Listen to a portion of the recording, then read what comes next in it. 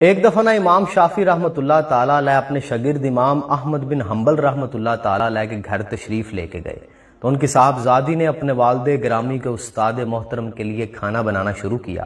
انہوں نے اپنی بیٹی کو بتایا، پتہ میرے استاد کے اندر دو کوالٹیز ہیں، ایک وہ کھانا کم کھاتے ہیں، دوسرا وہ تہجد کی نماز کبھی نہیں چھوڑتے۔ تو انہوں نے ان کے کمرے کے اندر کھانا سرو کیا، ساتھ ایک برتن کے اندر پانی رکھ دیا، تہجد کی نماز پڑھنے کے لیے، وضو کرنے کے لیے پانی رکھ دیا وہاں پہ۔ صبح کے وقت جب گئے نا امام احمد بن حنبل کمرے کے اندر تو دیکھا کہ پانی جوں کا توں ویسے ہی پڑا ہوا ہے اور کھانا معمول سے زیادہ کھایا ہوا۔ انہوں نے بڑا حیران ہوئے، تعجب سے پوچھا، استاد یہ کیا ماجرا ہے؟ تو امام شافعی نے پوچھا، پہلے مجھے یہ بتاؤ کھانا کس نے پکایا تھا؟ کہا میری بیٹی نے پکایا۔ انہوں نے پوچھا کہ کیا آپ کی بیٹی حافظ قرآن ہے؟ تو انہوں نے کہا جی وہ حافظ قرآن ہے۔ کہا کھانا پکانے کا معمول کیا ہے؟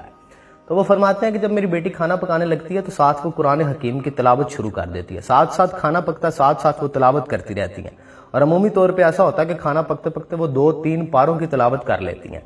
تو امام شافعی نے کہا کہ وہ کھانا اتنا لذیذ تھا کہ میں نے اس کا ایک لقمہ لیا، میرا دل کیا میں دوسرا لقمہ لوں، دوسرا لقمہ لیا، میرا دل کیا تیسرا لقمہ لوں، اس طرح میں معمول سے زیادہ کھانا میں نے کھا لیا، اور اس کی برکت ایسی ہوئی میں ساری رات علم حدیث پہ کام کرتا رہا، اور پھر میں نے اسی وضو کے ساتھ تہجد بھی پڑھی اور صبح کی نماز بھی پڑھی ہے۔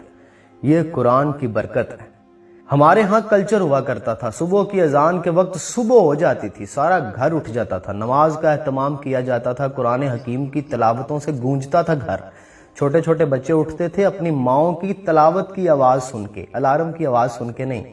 پھر یوں ہوا کہ ہم ماڈرن ہو گئے، وہ وقت جس وقت رزق دینے والے فرشتے آتے ہیں ہم سوئے ہوئے ہوتے ہیں، اور پھر تنگی رزق کا گلہ کرتے ہیں۔ لوٹ آؤ اسی کلچر کی طرف، قرآن حکیم کی تلاوت شروع کر دو، قرآن حکیم کو ایک بار پھر سے تھام دو۔